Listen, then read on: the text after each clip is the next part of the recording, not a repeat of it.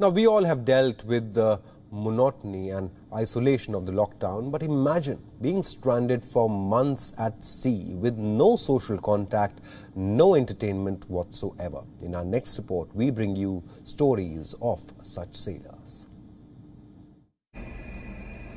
There's no way to Netflix and chill when you're stranded at sea.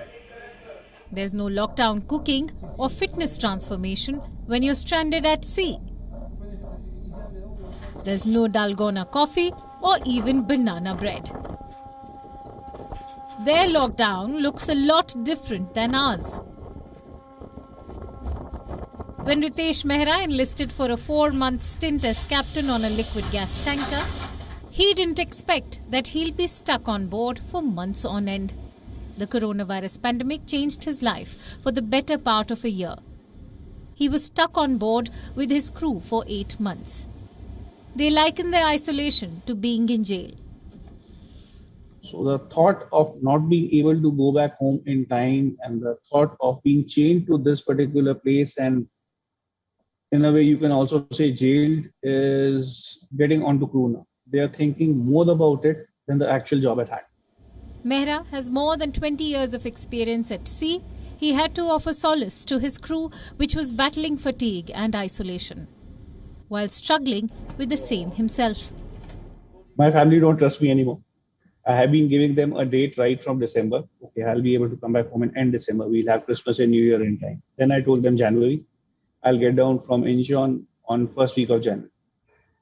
That cancelled. I told them, okay, middle of January. I'll get down from Japan in middle of January. That went past. Many other Merchant Navy members share Mehra's predicament. According to figures from the International Chamber of Shipping, an estimated 100,000 seafarers are stranded at sea since the pandemic began. Their situation has become more uncertain due to the complex logistics involved in getting them home.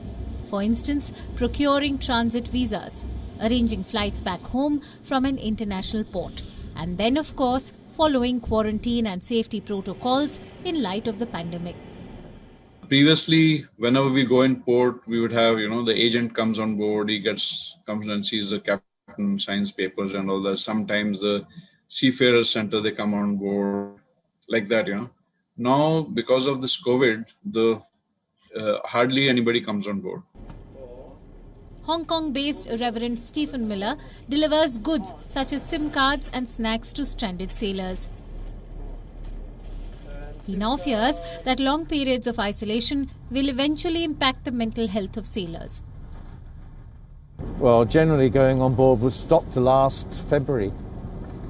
It was quite an interesting thing in that last February, when Hong Kong and China had a lot of COVID, the seafarers were frightened to come ashore because of the threat of COVID from here. Now it's the other way around.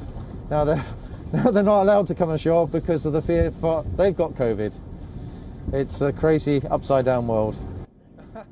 Miller says the stranded seafarers cling on to everyday items on board.